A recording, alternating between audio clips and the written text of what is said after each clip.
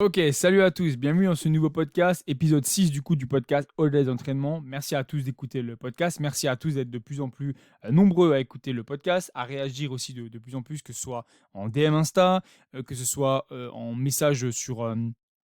message privé, on va dire, et du coup également sur YouTube. Ça fait extrêmement plaisir de voir que le podcast plaît énormément, que je traite des sujets qui sont intéressants et que je les traite on va dire correctement, du moins que ça t'aide un maximum, et je pense que c'est le plus important parce que c'est vraiment le but de ce podcast. C'est aider un maximum de monde avec ma façon de voir les choses et en t'aidant à mieux comprendre, on va dire, l'envers du décor et du bodybuilding. C'est pour ça que c'est au-delà des entraînements, si jamais. J'en ai déjà parlé dans pas mal de podcasts, mais je le redis ici. C'est vraiment pour parler de tout ce qui est pas que les entraînements. Ça peut être la diète, ça peut être le business autour de la musculation, ça peut être les compétitions, ça peut être tout ce genre de choses-là. Donc on traite pas mal de sujets. Donc très content de voir que ça plaît énormément et qu'il y a de plus en plus de questions également. Si jamais tu te demandes, les questions du coup sont posées directement sur Instagram, donc viennent de Instagram. C'est des questions qu'on m'a posées quand je mets la boîte à questions en gros. Donc je les ai sélectionnées et j'ai fait en sorte de pouvoir je vais faire plutôt en sorte d'y répondre au mieux durant durant ce podcast là, pour que ce soit le plus clair possible. Si jamais du coup tu écoutes le podcast, n'hésite pas à le partager un peu sur les réseaux. Ça fait toujours plaisir de voir les gens qui écoutent le podcast et qui le partagent en story, pour pouvoir échanger, un peu voir ce que tu en as pensé, etc. N'hésite pas à le partager en story si jamais tu écoutes le podcast. C'est toujours un grand plaisir de repartager et, comme j'ai pu dire, de venir discuter avec toi si jamais. Et également, bien sûr, les 5 étoiles sur Spotify si jamais. Ça aide toujours à faire une plus grande visibilité sur le podcast et ça aidera plus de monde et tant mieux. Et si t'es sur YouTube, le petit pouce bleu, l'abonnement, le commentaire si jamais t'es... Enfin, l'abonnement plutôt si jamais t'es pas abonné. Le commentaire, c'est toi comme tu veux. Dis-moi un peu ce que tu en as pensé, ce qu'il y aurait à modifier également si jamais. C'est toujours intéressant. Et voilà, on va commencer en tout cas avec les questions. La première question du coup c'est Hello Flo, du coup, pourquoi descendre autant les calories dès la première semaine? Tu n'as pas peur de perdre du muscle? Alors déjà, merci pour la question. Salut à toi également. Euh, donc pour ceux qui ne comprennent pas d'où vient la question, actuellement depuis le début de la semaine, donc depuis le lundi 1er, si je ne dis pas bêtise, ouais, lundi 1er juillet, j'ai commencé du coup une phase de mini-cut pour perdre du poids, faire tomber un peu le body fat bien sûr, et avoir un physique du coup pour repartir mieux sur une prochaine phase de masse, parce que là le body fat commençait à bien monter, la faim n'était plus très haute, les calories étaient hautes, et j'ai fait 37 semaines du coup de phase de masse avec plus de 20 kilos sur mon poids de scène. Donc j'étais à 72 à peu près sur scène, enfin à jeun, et 92,5 on va dire, aller de moyenne sur du coup les derniers updates. Donc 20 kilos qui ont été pris en 37 semaines, ce qui est bien, ce qui m'a permis de devenir fort et de bien développer le physique. Maintenant, le but, du coup, c'est de redescendre un peu tout ça et de repartir sur de bonnes bases. Donc, calories au plus hautes en jour d'entraînement, j'étais à 4300. Je me retrouve à peu près actuellement à 2600 en jour on. Donc, effectivement, ça fait un drop énorme, un drop de quasiment 2000 calories. Mais quand tu as autant de calories, pour vraiment pouvoir faire bouger le physique, c'est pas en enlevant juste 500 calories qui va bouger. C'est pas en enlevant 1000 calories que ça va bouger si tu rajoutes pas des raids de cardio, sachant que j'ai pas de cardio supplémentaire, j'ai juste toujours mes 10 000 pas, donc il faut y aller pour de vrai. Tu vois, il faut faire un vrai drop en baissant les glucides et en baissant également les lipides. Les protéines n'ont pas bougé. Okay, les protéines, c'est les mêmes que pendant ma phase de masse. Je suis toujours assez haut en protéines. Donc à partir du moment où tu gardes des protéines assez hautes et que tu continues à t'entraîner de la même façon que si c'était en prise de masse, parce que ça c'est le plus important, continue à s'entraîner de la même façon que si j'étais en prise de masse, donc je vais le plus loin possible dans l'effort, j'essaie de garder les mêmes charges, je garde la même intensité, etc. Et je fais en sorte de progresser en fait, tu vois, je fais en sorte de battre mon carnet si possible, alors tu as très peu de chances au final de perdre du muscle, à part en t'y prenant vraiment mal, et en s'y prenant mal, ce serait vraiment en coupant tout du jour au lendemain, c'est-à-dire en n'ayant plus de protéines et en allant à l'entraînement en faisant semblant. Du moins en faisant semblant plusieurs fois ou vraiment pendant toute ta phase de mini-cut. Donc là, je vais continuer à m'entraîner de la même façon, très dur, très fort, en cherchant à progresser, et ça ira au final très bien. Et j'ai absolument pas peur de perdre du muscle, bien au contraire. Je pourrais avoir un drop encore plus agressif, que je ne perdrai pas forcément de muscle, parce que quand tu as acquis quand même une masse musculaire, que tu as des protéines qui suivent et que tu t'entraînes dur, il n'y a aucune peur à avoir sur ça. Il faut vraiment s'y prendre très mal au final pour perdre du muscle, surtout en un laps de temps qui est pas si long que ça. Là, c'est vraiment 3 mois, tu vois, de prévu. Donc, aucune peur sur ça. J'ai absolument pas peur de perdre du muscle. J'ai déjà fait des déficits. J'ai pas spécialement perdu plus de muscle que ça. Peut-être sur la fin un peu plus quand c'était vraiment plus long. Mais sinon, sur 3 mois comme ça, absolument pas un problème. Question suivante qui est très intéressante également. Penses-tu que la discipline du body peut aider à réaliser n'importe quel autre objectif? Clairement et simplement, oui. Je pense que oui. Je pense que c'est une discipline qui va te demander sans aucun doute le plus de... enfin, non, c'est un sport plutôt qui va demander le plus de discipline comparé à plein d'autres sports parce que c'est vraiment chaque jour qui est important. Tu peux pas laisser quasiment un jour passer, surtout quand tu as des gros objectifs. Que ce soit en termes de calories, tu dois manger tes calories, même si tu n'as plus faim, ben, tu vas les manger. Tu vas t'entraîner même souvent si tu n'as pas envie d'aller t'entraîner. Donc c'est un des sports qui demande souvent le plus de rigueur là-dessus, je trouve, parce que tout passe vraiment par, euh, par tout ton quotidien, l'alimentation, l'entraînement. Il y a des sports où tu vois, tu vas pouvoir devenir très bon, enfin même pas. Tu vas pouvoir devenir bon dans plein d'autres sports en faisant vraiment juste ce qu'il faut, tu vois. Tu peux devenir bon à la course sans forcément faire gaffe trop à ce que tu manges. Bon, hein, j'entends bien bon, pas très bon, pas un expert. Bon. Euh, Tu peux devenir bon au foot, par exemple, sans faire gaffe trop à ce que tu manges, sans t'entraîner plus que ça spécifiquement. Tu vois, tu peux quand même devenir bon. Je dis pas footballeur professionnel, je dis bon.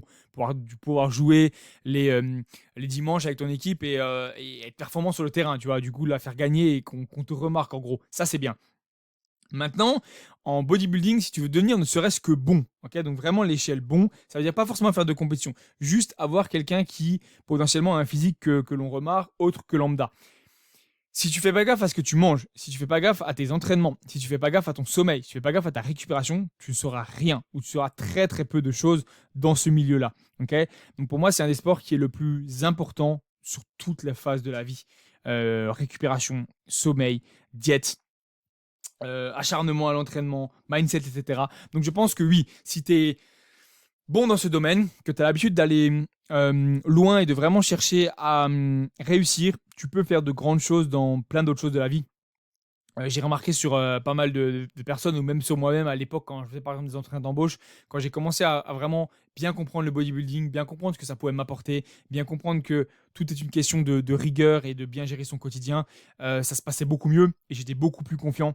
Parce qu'au-delà de ça, la discipline du body va te faire prendre confiance en toi, voir que tu es capable de progresser en faisant gaffe à ce que tu fais et que tu es le seul maître de ton corps pour ta progression, pour vraiment l'amener le plus loin possible. Donc je pense que oui, et je suis certain que oui, la discipline dans ce sport peut t'amener très loin et dans tous les domaines, dans le business, etc.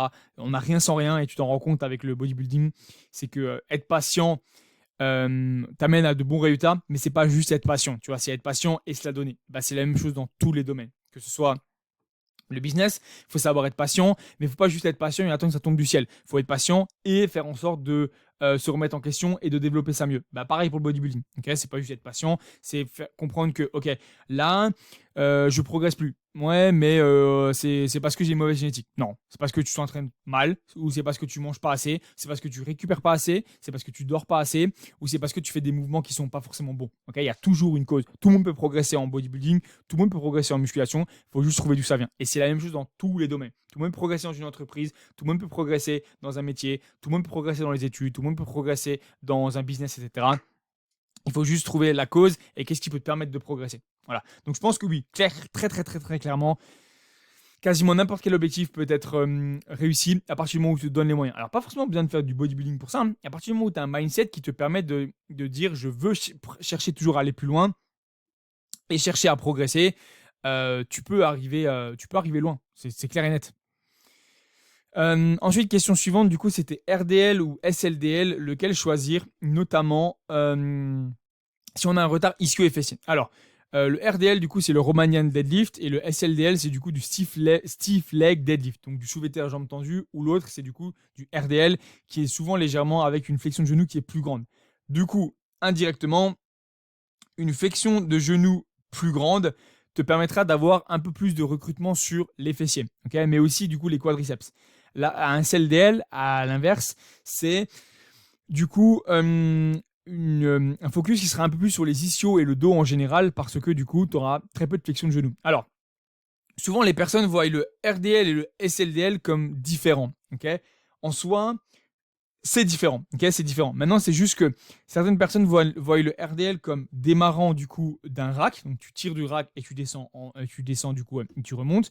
Et certains voient le SLDL comme quelque chose qui démarre du sol. Okay, c'est pas du tout le cas. Tu peux très bien réussir à faire un RDL en démarrant du sol et tu peux réussir à faire un SLDL en démarrant d'un rack.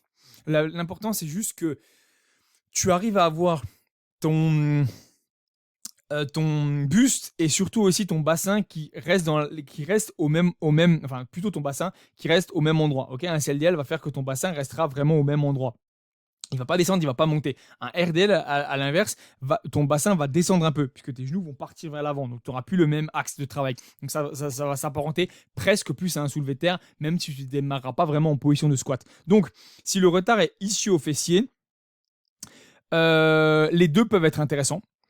Même si moi, je préfère faire généralement un SLDL. J'ai énormément évolué niveau fessier et niveau ischio depuis que je fais du coup un SLDL du sol. Ça dépend aussi de ta morphologie. Si jamais quand tu démarres du sol, tu as par exemple des jambes qui sont longues et des bras qui sont du coup courts et qui va t'obliger à devoir démarrer du sol avec limite un soulevé de terre, c'est pas forcément très intéressant. Et si tu dois vraiment te forcer à du coup garder les genoux vers derrière mais que ça t'oblige à enrouler le bas du dos, c'est pas forcément très intéressant non plus. Ça peut être du coup intéressant de mettre des cales, tu vois, pour rehausser un peu, pas forcément un bloc pull mais plus démarrer sur des cales. Mais c'est pas forcément top non plus. Ça dépend si tu as des bonnes cales, ça dépend si des 10, ça dépend si le poids se barre. Donc là, ça peut être intéressant par contre de faire du coup un RDL qui démarrait depuis un rack. Tu déracks ta barre, tu recules un peu, tu descends. Et du coup, un stiff leg, autant pour moi. Un stiff leg qui tu démarrais du coup d'un rack, pas que je m'embrouille, que tu démarrais du coup d'un rack et qui te permettrait de descendre en gardant du coup les genoux qui restent vers l'arrière, qui partent pas trop en gardant un bon étirement sans forcément descendre au sol. Ok, ça c'est ce qui peut être intéressant. Un RDL généralement, ça sera plutôt démarrer quand même d'un rack généralement parce que tu vas chercher à descendre un peu plus bas aussi et avoir les genoux qui vont partir vers l'avant. Donc les deux peuvent être bien. Ça dépend là où tu te sens le mieux et où tu sens que tu es capable le plus de progresser. Il n'y a aucune obligation. Un RDL peut démarrer du sol comme d'un rack et un SLDL peut démarrer d'un rack comme du sol. Voilà. Cette fois-ci, je ne me suis pas embrouillé.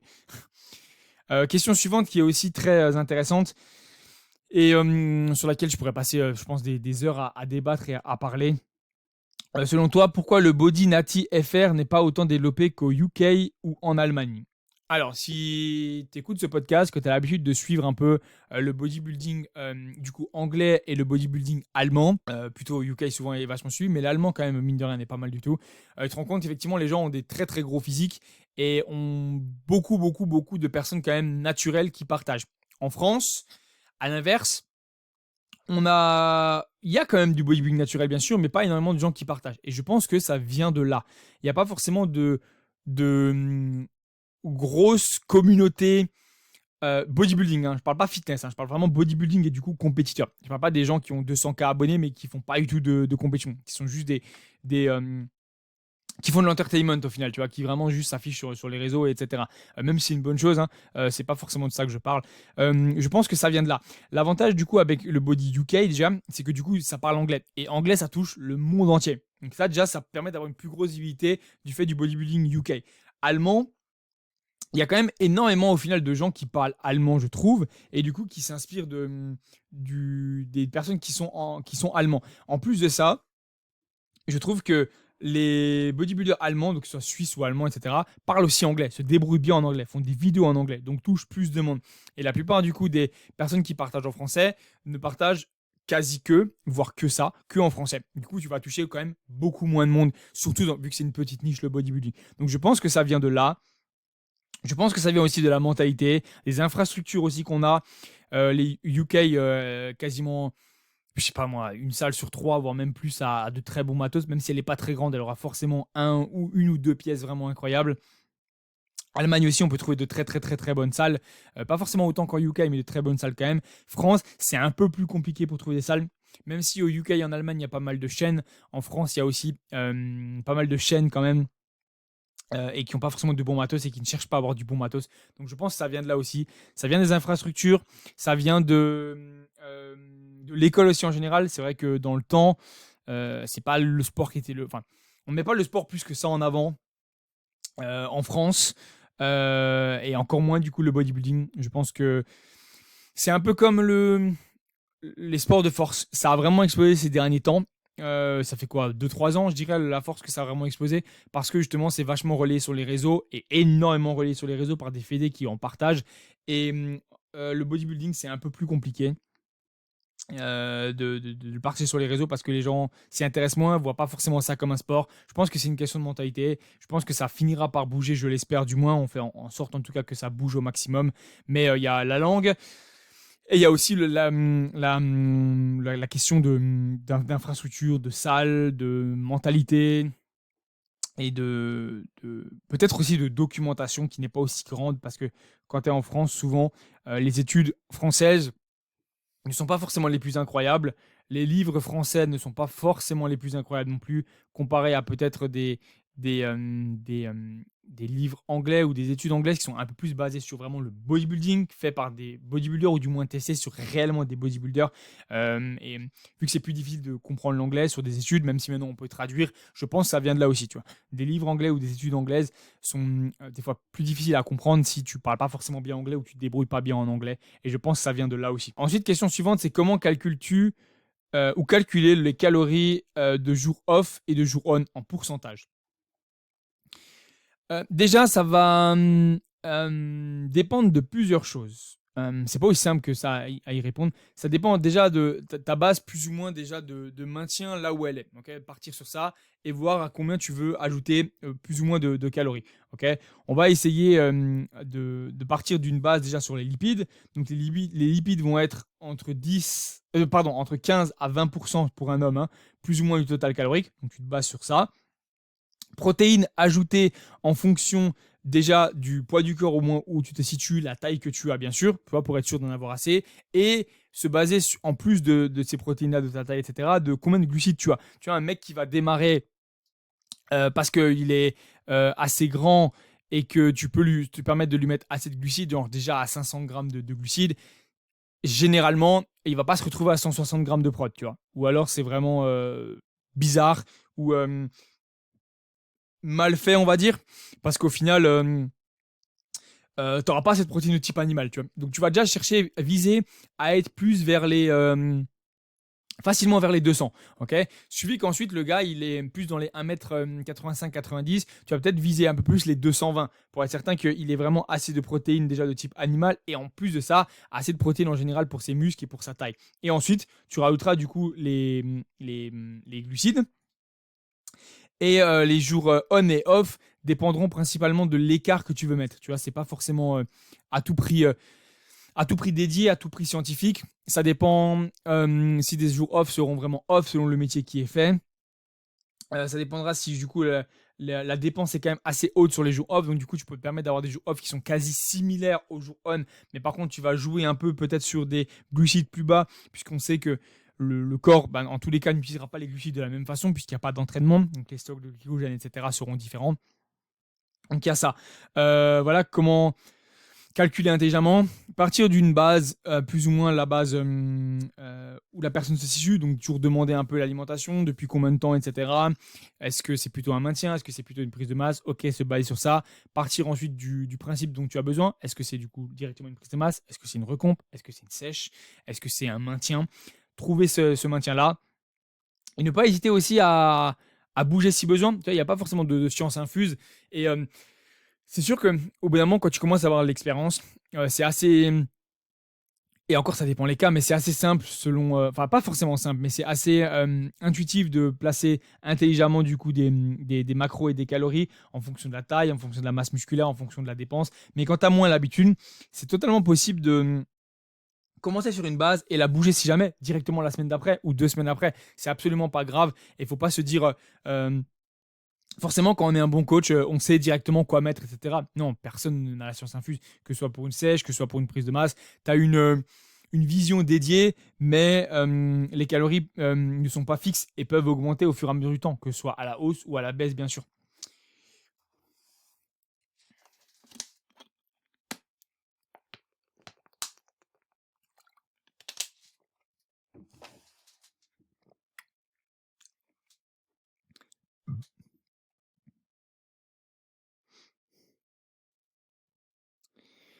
Question suivante, très intéressante également. Quelles données utiliser pour savoir quand il est l'heure. Alors attends, pour savoir quand est l'heure de la mini-cut en phase de PDM.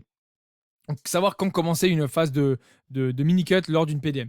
Alors, il y a plusieurs choses à prendre en compte. Généralement, c'est le nombre de semaines de phase de masse. Si tu as bien cherché à faire ta prise de masse, tu vas chercher à prendre à peu près 1 kg, 1,2 kg par mois. Une bonne phase de masse, selon moi, doit durer entre 30 à 37 semaines plus ou moins. Okay, ça dépend de chaque personne. Si tu te sens que tu peux continuer après, pas de souci.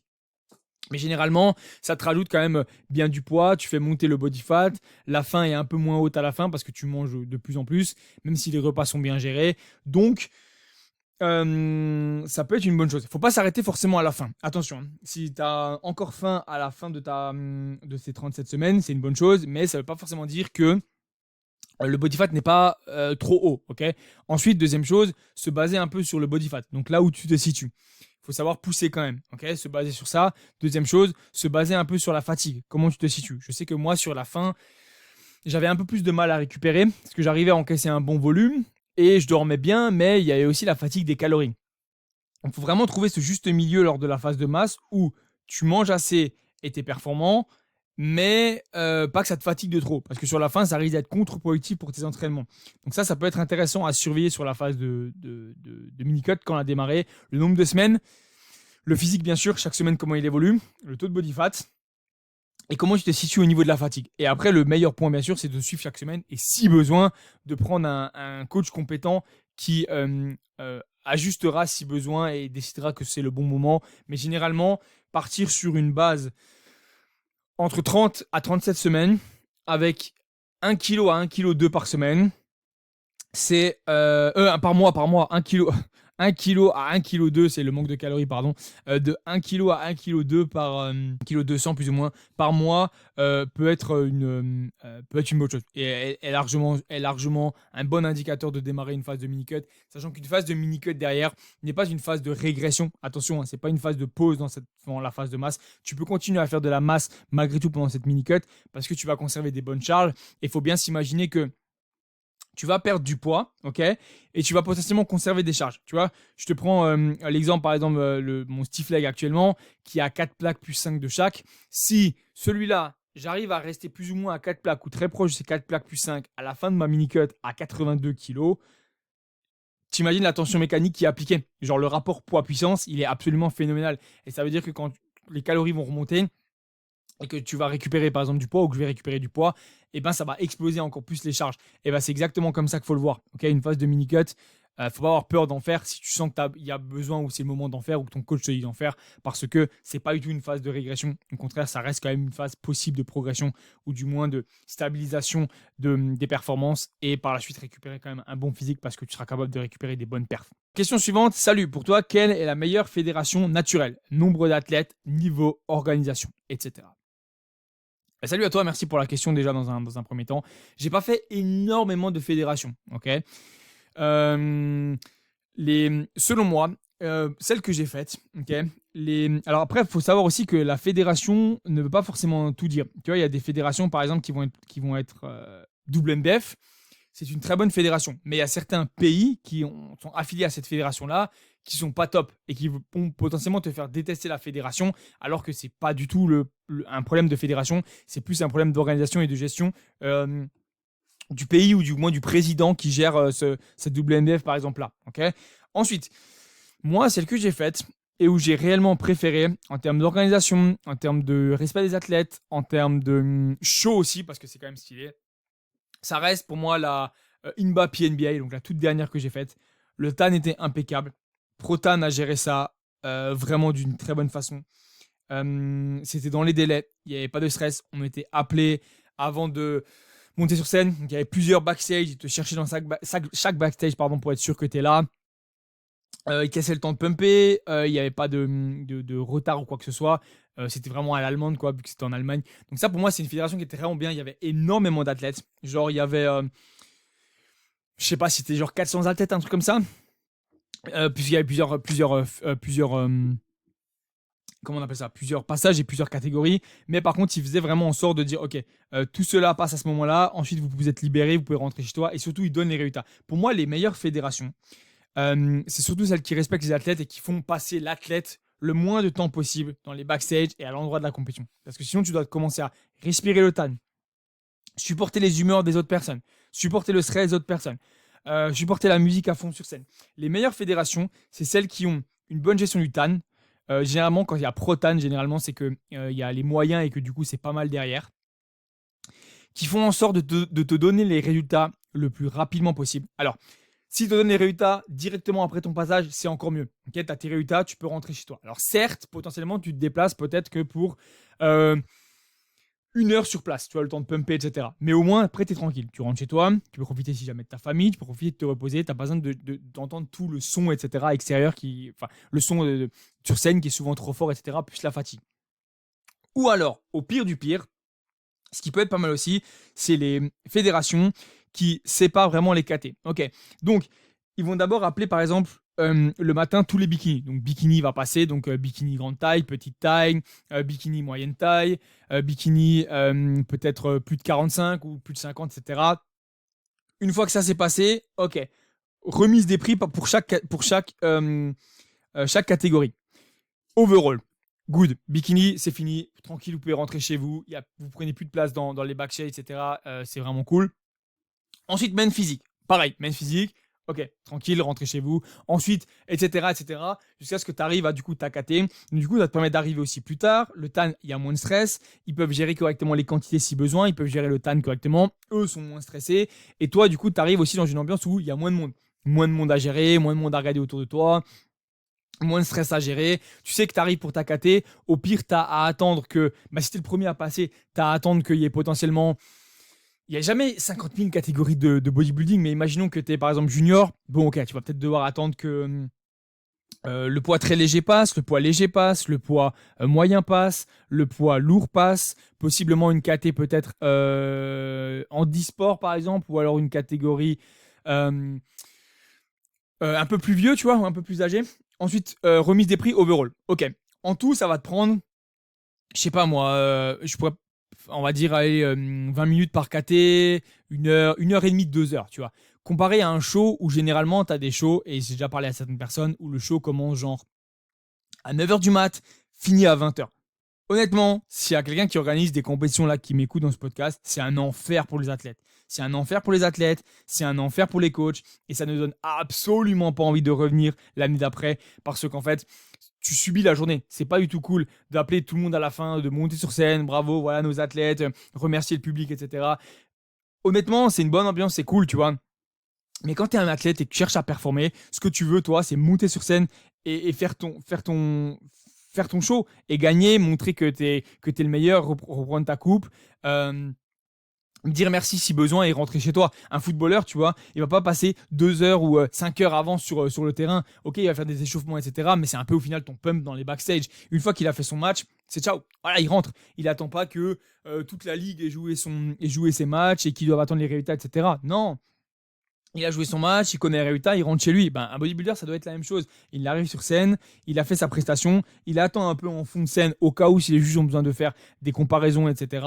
et de réfléchir un peu. Il donne les résultats et ensuite, après, il sort. Et ce qui peut être bien aussi, et ce que fait Inba NBA, c'est que s'il y a vraiment, par exemple, 15 athlètes sur scène, ils vont appeler un top 10 à peu près. Donc les 5 derniers, tant pis, ils ne seront pas forcément dans le top.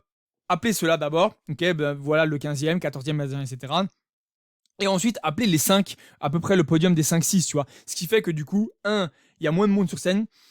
Les jurys peuvent plus facilement aussi se rendre compte s'ils ne se sont pas trompés en soi ou quoi. Et surtout, le public aussi peut se rendre compte que, ok, d'accord, je vois, on comprend pourquoi ces 5-là sont restés sur scène, tu vois. Et c'est exactement ce qu'ils ont fait à NBA.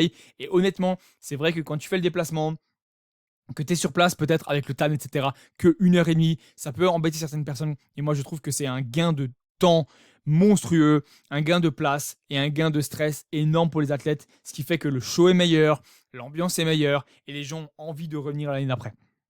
Voilà pour ça. Je pense que j'ai pas mal blablaté là-dessus, mais voilà mon expérience en tant que coach et en tant qu'athlète. Moins tu passes de temps, plus tu profites de l'instant. Parce que sur la fin, quand tu dois remonter sur scène, t'as plus du tout envie. Surtout qu'en plus, tu veux conserver un bon physique, donc tu fais en sorte de faire gaffe encore à ce que tu manges, tu vois.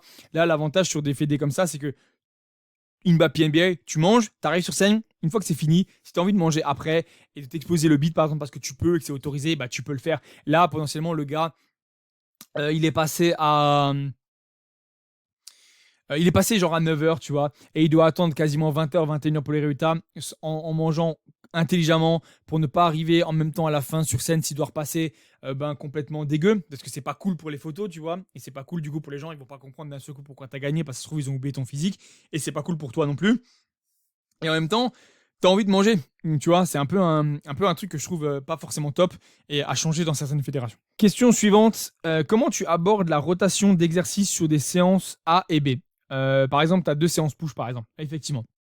Donc, si par exemple tu as un point faible sur les pecs, c'est bien, ça peut être intéressant d'avoir un programme du coup avec 2 push. Tu vas placer un push A, un push B assez espacé pour pouvoir mettre un volume suffisant dessus sans avoir justement une seule séance push où tu aurais genre 15 séries dessus.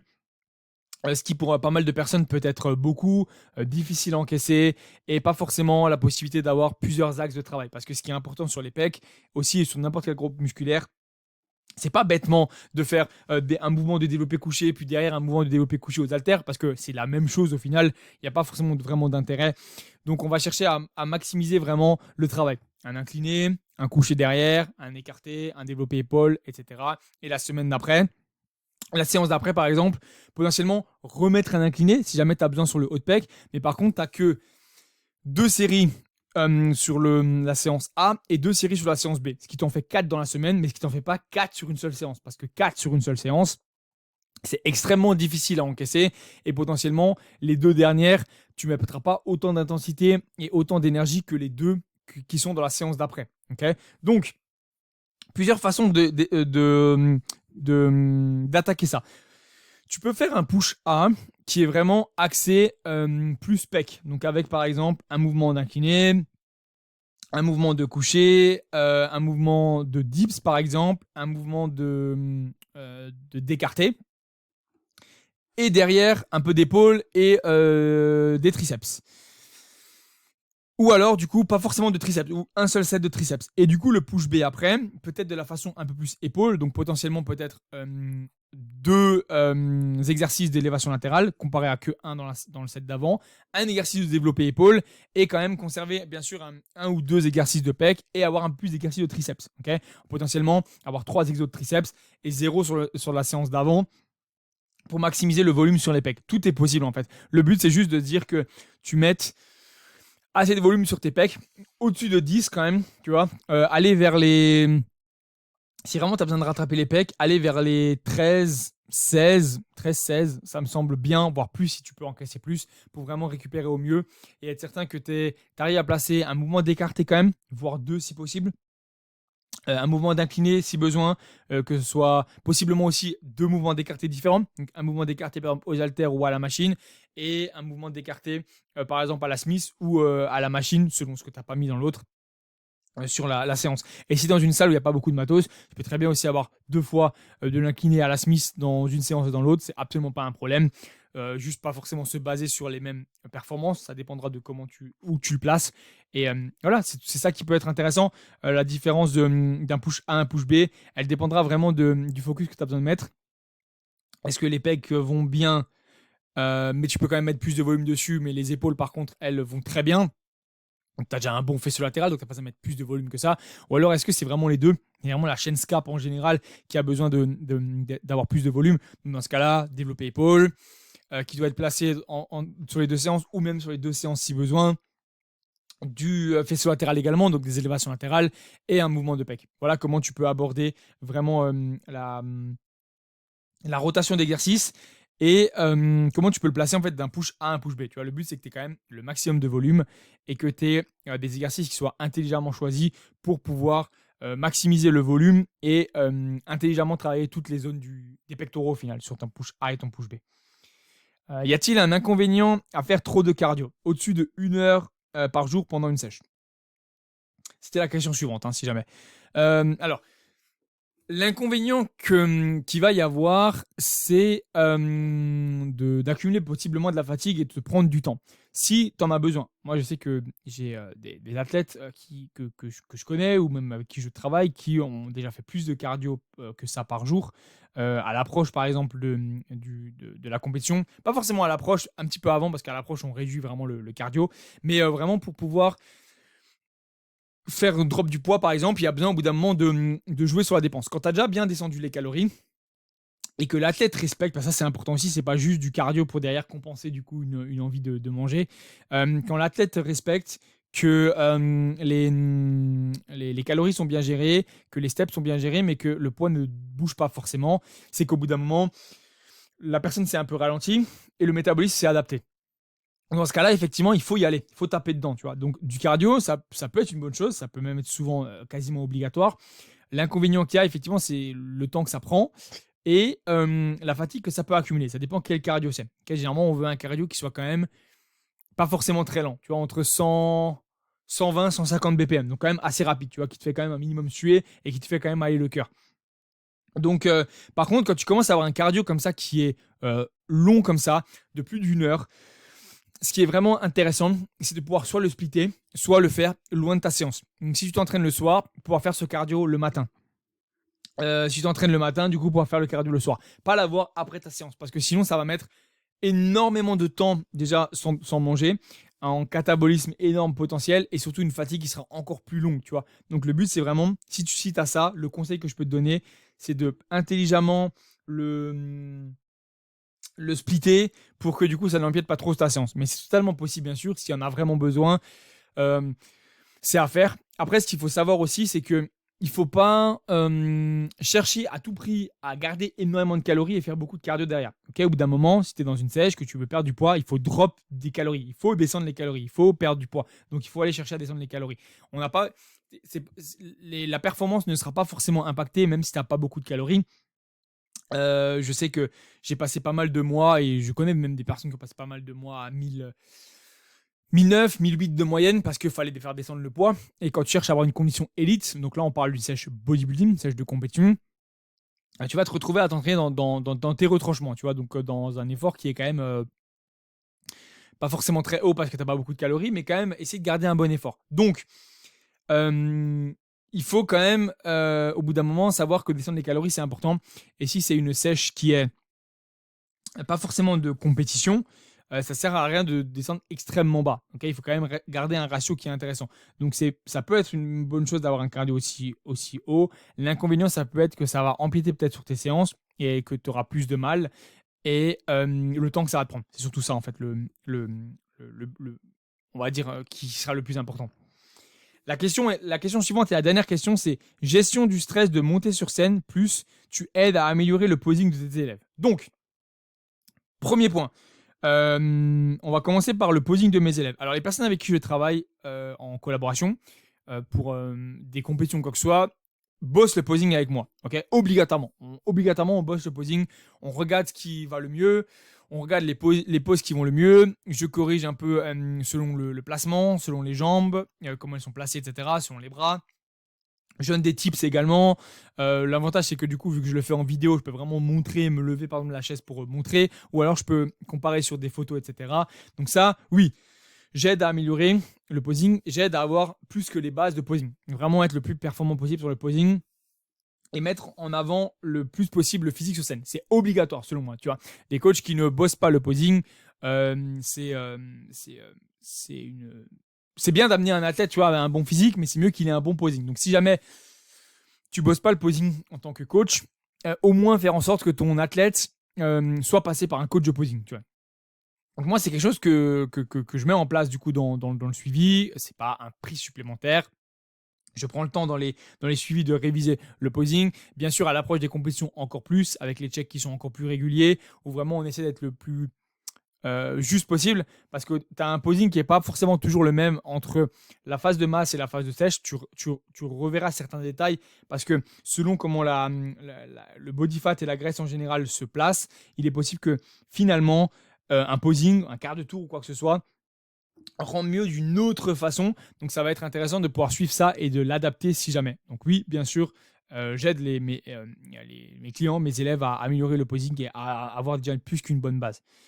Et du coup, gestion du stress avant de monter sur scène. Alors, si je suis avec à la compétition, je fais en sorte au maximum de laisser la tête gérer son stress comme il l'entend. S'il a besoin de mettre un casque, ok, le casque pendant le pump. S'il a besoin de parler, parler pendant la phase de pump, etc.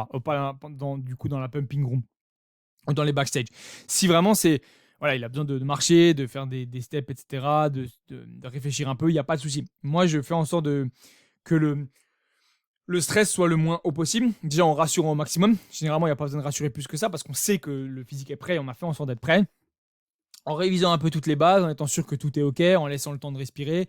Et aussi, au bout d'un moment, ce qu'il faut se dire, si jamais tu concours, par exemple, ou si quelqu'un concourt et que tu dois monter sur scène, c'est un stress qui est obligatoire. OK. Enfin, le stress, ça fait partie du quotidien, tu vois. C'est comme, au final, quand tu vas faire du saut élastique, je sais pas, parce que c'est un truc, tu peux revenir en arrière. Mais quand tu vas faire, par exemple, du saut en parachute, ok, t'es dans ton avion, tu t'apprêtes à sauter. Qu'est-ce que tu fais? Tu dis au pilote, non, non, vas-y, finalement, c'est mort, tu vois. T'as payé je sais pas combien, tu sautes pas. Quand tu vas faire, par exemple, de l'acrobranche, t'es dans ta tyrolienne, elle te fait peur. Tu fais quoi? Tu fais marche arrière? Non, c'est pas possible. T'y vas, tu vois. Tu fais ton truc et ça passe. Et ben, c'est la même chose quand tu dois monter sur scène. Tu arrives dans le couloir pour monter sur scène, qu'est-ce que tu fais? Finalement, tu stresses, tu vas pas, tu rentres chez toi. Ok, tu as payé le TAN, tu as payé ton slip de posing, il y a des gens dans la salle qui t'attendent pour que tu montes sur scène, mais finalement, tu es stressé, tu vas pas. Non, tu vois, tu es obligé de passer par là. Donc, plus vite tu te diras que je dois monter sur scène, c'est comme ça, plus vite ça passera. Et ce qui fait aussi que la plupart des gens peut-être sont très très très stressés à monter sur scène, déjà c'est de nature aussi, hein. Mais ce qui peut aussi être encore plus stressant, c'est possiblement que le physique soit pas prêt, le posing soit pas prêt. Si ton physique il est ok, ton posing il est ok, tu as révisé plus que ton posing, tu as l'habitude de poser depuis des mois et des mois, tu as géré correctement ta pique-pique, tu es prêt, ça a été vu et revu avec ton coach que tout est ok, tu vas monter sur scène, au contraire, pas avec du stress, mais avec une énorme envie de montrer ton travail, tu vois. Avec une énorme envie de rendre fiers les personnes qui potentiellement sont là, donner le smile aux juges ou aux personnes qui sont dans la salle. Et je pense qu'il faut plutôt le voir comme ça, tu vois. La plupart du temps, si la salle est plus ou moins éclairée, les lumières viennent vers toi et presque entre guillemets t'aveuglent et te permettent pas vraiment de bien de voir toute la salle ou du moins toutes les personnes qui sont dans la salle, très très loin du moins. C'est vraiment les juges de toute façon que tu verras le plus. Donc au final, la gestion du stress, c'est vraiment la prendre comme toi tu le vois, ok? Si tu as besoin de faire des exercices de relaxation et de respiration, vas-y. Si tu as besoin de marcher un peu, vas-y. Si tu as besoin d'écouter de musique, vas-y. Si tu as besoin de pumper plus parce que ça te rassure, bref, je sais pas quoi, vas-y. Okay, mais tout simplement se dire qu'au bout d'un moment, quand faut y aller, faut y aller. Tu vois. Et une fois que tu es sur scène, c'est là que tu vas dire, ok, le stress, c'est non, ça n'existe pas le stress. C'était que de l'appréhension en fait et de l'envie d'y aller. Ça fait partie du processus. Et voilà, il faut pas énormément stresser plus que ça parce que tu peux. Alors généralement, si tu es vraiment prêt, même s'il y a du stress, ton physique ne sera pas si moche que ça. Car la plupart des gens qui parlent de énormément de flotte parce qu'ils sont stressés avant de monter sur scène, c'est des gens qui n'étaient pas prêts déjà avant, tu vois. Qui de toute façon n'auraient pas été prêts plus que ça, tu vois. Alors que si vraiment tu es prêt, il y aura du stress, mais ça va avoir un impact qui est assez minime parce que du stress, tu en as eu pendant tout le temps de ta compétition. Et à l'approche de la compétition, peut-être encore plus de stress qu'au moment où tu es vraiment sur scène, parce que tu sais de toute façon que tu veux le faire. Donc la première fois est toujours un peu plus stressante que le reste, mais une fois que tu as l'habitude, après, c'est que du kiff sur scène. Donc en fait, le stress fait partie du process. Plus tu te diras rapidement, ok, bah, j'y vais, il faut y aller, mieux ce sera. Voilà pour ce podcast. Les personnes qui m'ont écouté, du coup, merci à tous pour votre écoute. J'espère que le podcast a été le plus enrichissant et le plus efficace possible. Tu vois, j'ai pas forcément envie de faire un podcast où je prends genre 3 questions et ça dure 1 heure et demie parce que en fait déjà je suis tout seul, ok. Je vais pas déblatérer sur moi-même pendant 1 heure et demie sur une question, même à moins qu'elle soit vraiment très importante et du coup je ferai un podcast peut-être que sur ça. Par contre, s'il y a d'autres personnes, effectivement, possiblement que sur une seule question, on passe beaucoup plus de temps parce que chacun a son avis. Tu vois, quand tu commences à être 2, 3, peut-être 2 ça va, mais 4 ou 3. Chacun donne son avis, donc ça peut prendre plus de temps. Là, on est déjà à 45 minutes.